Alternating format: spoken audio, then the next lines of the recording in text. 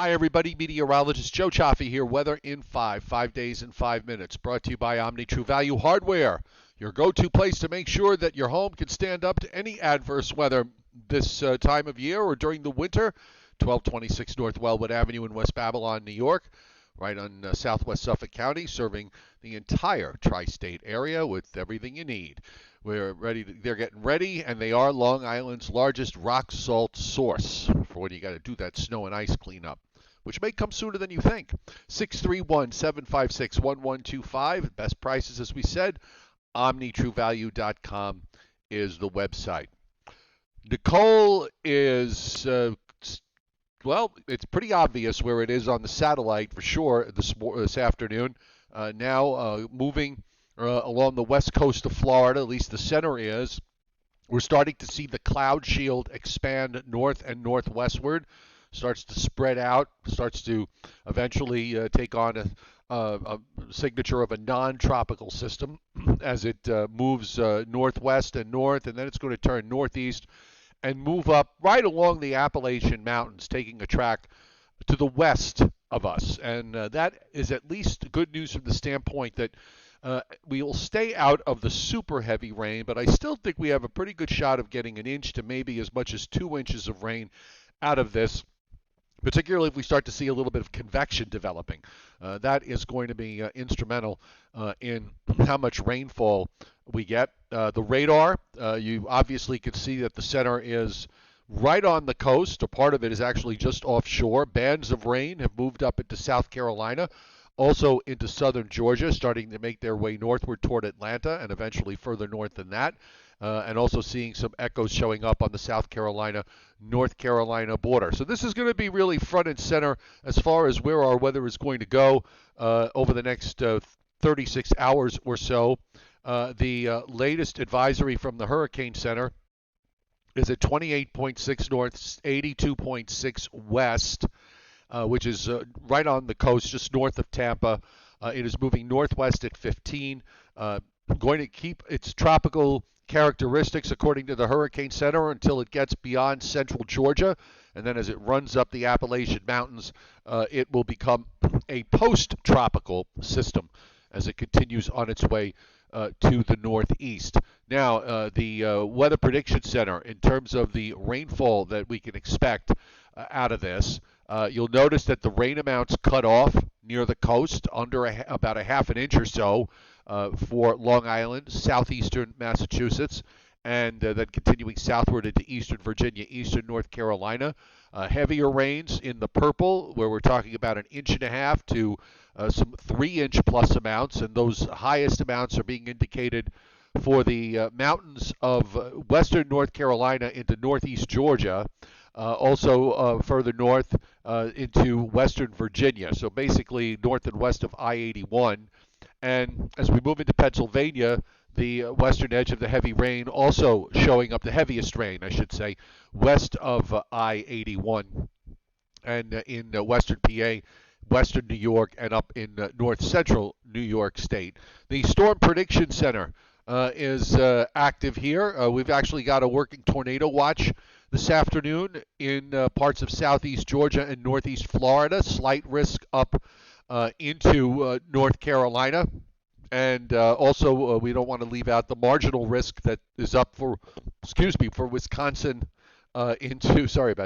Wisconsin down into eastern Iowa and northeastern Missouri. Now, that's for today. Tomorrow, the risk area has been pushed a little bit further to the north, and they've got the marginal risk to about New York City, northern New Jersey, much of eastern Pennsylvania except the far northeast, and then slight risk, southern Delmarva, southeastern Virginia, most of western and eastern and central North Carolina, and on up into South Carolina. I wouldn't be surprised if we see this marginal risk get nudged up a little bit further to the north.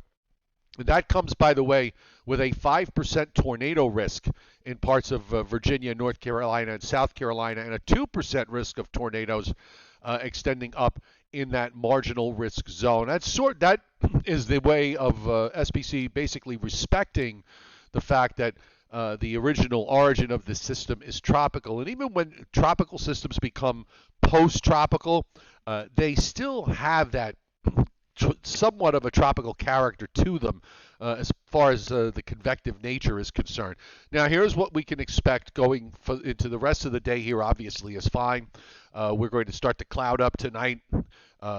Nicole in southwest Georgia, early Friday morning, starts to move to the northeast and begins to move a little faster. By tomorrow afternoon, the low will be in western North Carolina, and you see the rain coming in, at least the way the GFS shows it on the radar presentation. By 1 o'clock in the afternoon, we've got rain for western Long Island, New Jersey, the Hudson Valley, heavy rain Pennsylvania, western New York, also from Ohio down into Kentucky. Then tomorrow night at 8 o'clock, that's basically going to be two bands of rain. The first band that comes through during the day tomorrow, there'll be a bit of a break. Then as the low goes by to our north and the cold front approaches, we're going to see another round of showers during the overnight Friday night. And there might even be a couple of thunderstorms in the mix there. And then it moves out. And while there might still be some leftover showers at 7 a.m., we think that shortly after that it'll clear fairly quickly.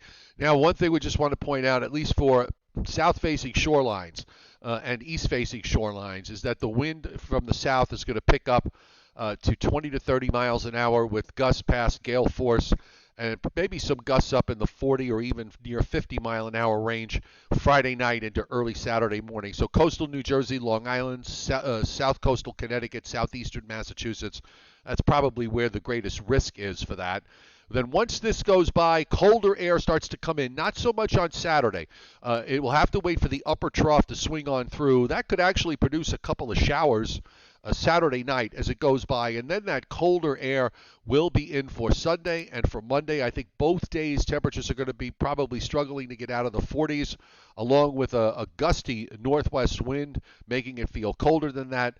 Next week starts dry, and then we have a couple of weather systems in the southern part of the jet stream that we may have to contend with. The first one looks like it wants to minor out as it approaches the east coast. The second one may be late next week.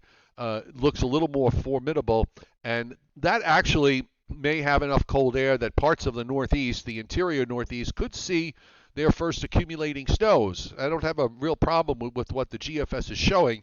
If this materializes, it certainly we will have some cold air around for places like central and western PA, upstate New York, Vermont, New Hampshire, and on up into Maine. So definitely the pattern taking on a colder turn in the long range. Weather in 5 brought to you by Omni True Value Hardware at 1226 North Wellwood Avenue in West Babylon, New York.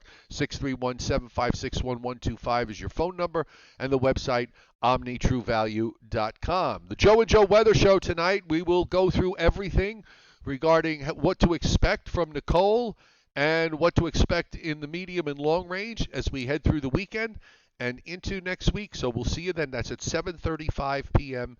Eastern Time.